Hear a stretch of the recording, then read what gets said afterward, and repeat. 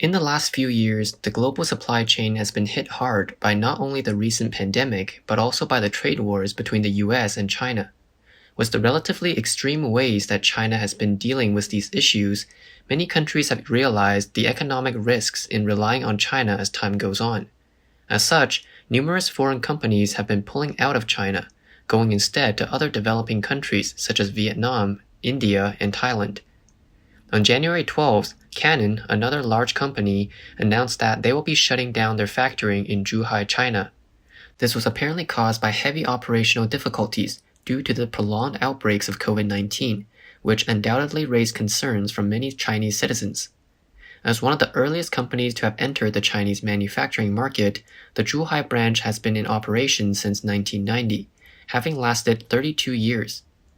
Over the years, the factory manufactures all sorts of products for Canon, from lenses to different electronics like printers, cameras, and camcorders.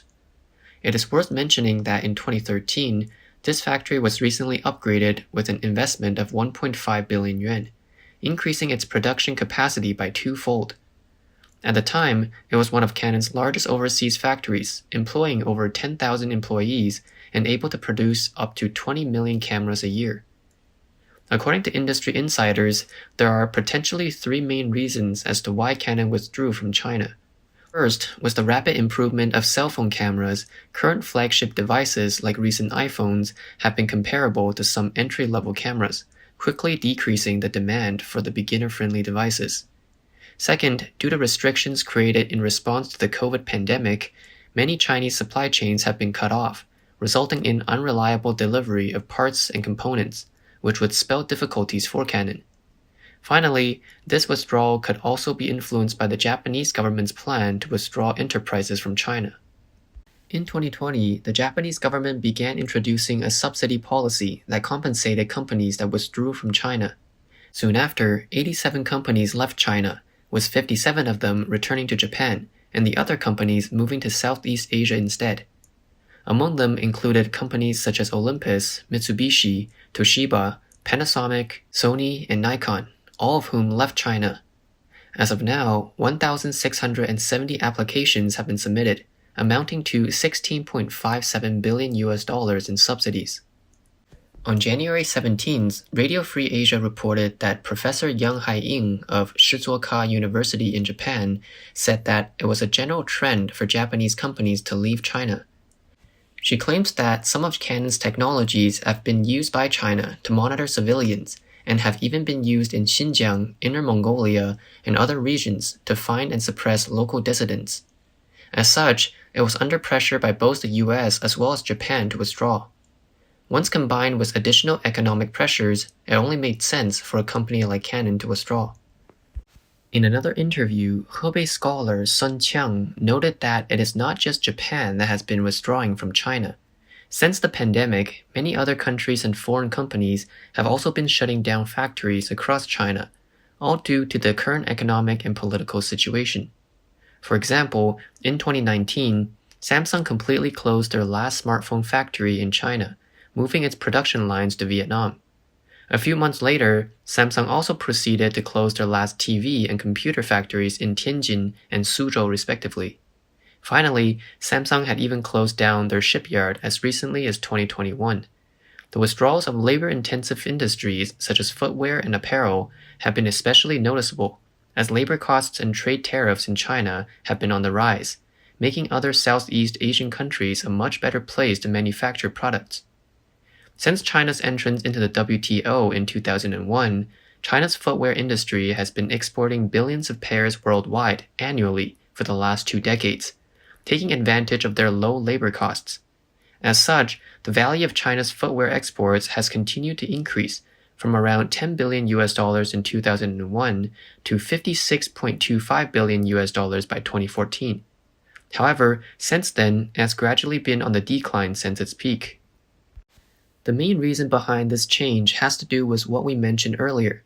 In recent years, Southeast Asian countries have the advantage when it comes to labor, land, and tariff costs. The effects can be seen in companies like Nike, where prior to 2010, China was the largest manufacturer of Nike footwear. However, nowadays, over half of all Nike shoes are being produced in Vietnam exclusively, replacing China as Nike's manufacturer. Similar to Nike, Adidas has also seen similar changes in location.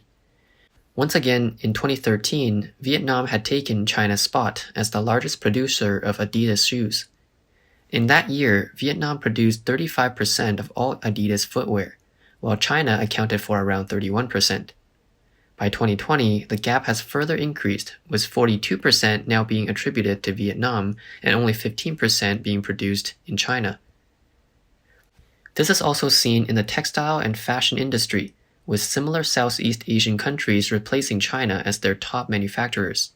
As an example, from the information seen from Japanese clothing brand Uniqlo, China went from producing almost 90% of all their products in 2013 to around 50% in 2021. While this number is still quite high, the rapid decrease in China's manufacturing dominance shows just how quickly other countries have been replacing China as the leading manufacturer. Many observers have also pointed out that in recent years, the economic and political pressures mentioned earlier have forced many other international corporations to adapt and restructure. As such, we see this rapid change happening in East Asia. Foreign companies are abandoning China and moving to other developing countries such as Vietnam, India, and Mexico. Because of this instability in Chinese supply chains, many European countries have also been experiencing rising consumer prices on various products, leading to countries like Germany to plan ahead and adapt to separate from China. If the supply difficulties continue, up to a fifth of all German companies may completely leave China. This is already happening, as on January 14, 2022, the CEO of Volkswagen Group China announced the shutting down of 2 Volkswagen plants due to the recent challenges coming from the Omicron wave in Tianjin.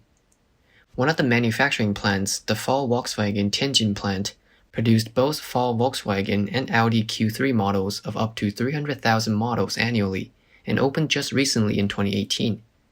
The other plant, the Volkswagen Automatic Transmission, provided transmission products to Shanghai Volkswagen, as well as Fall Volkswagen covering fuel, hybrid, and EVs, playing a key role in Volkswagen's supply chain. Fall Toyota is also facing some difficulties. Recently, they have also confirmed that production in Tianjin has been suspended due to the Omicron pandemic and are seeking to resume production ASAP.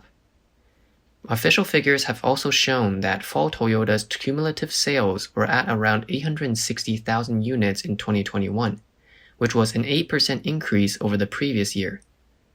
The suspension of their factory will certainly affect their annual profits negatively. In January, the outbreak in Xi'an, China, had caused the entire city to go into lockdown, impacting local production plants. Both Samsung and America's Micron Technologies said that because of the lockdowns, their Xi'an plants were impacted by the closure, leading to delays in many of their products. The plants mainly manufactured DRAM and NAND wafers used in smartphones, computers, and server components, with Samsung's Xi'an facility alone producing 42% of Samsung's NAND wafer supply and 15% of the global supply chain. As such, the impact the delays had on production were immediate. Many economists have worried about China's more severe responses to outbreaks, theorizing that future large-scale lockdowns similar to Xi'an will cause global shortages, leading to widespread price increases and severed supply chains. On January 25th, an official from China's Ministry of Commerce said that the situation of China's foreign trade in 2022 is very serious, due to the instability of the global supply chain. The difficulties and pressure to stabilize growth have been unprecedented, and many enterprises are facing the challenges of working under instability, being unable to reliably accept orders for fear of losing profit from another delay in supplies. He also mentioned that the efforts of developed countries to take back overseas industries, as well as the effects of rising material prices, have all been a major issue. This isn't even mentioning the future issues China will face from competition with other developing countries, particularly in Southeast Asia. From the viewpoint of the Chinese Ministry of Commerce, the loss of productivity from various countries, the repeated wave of COVID-19, and the increase in foreign pressures have all combined to make China's future trade prospects extremely worrisome. As foreign enterprises keep withdrawing from China, The title of The Factory of the World may soon become just another part of history. The next time you go shopping for an item, chances are the item may no longer say Made in China.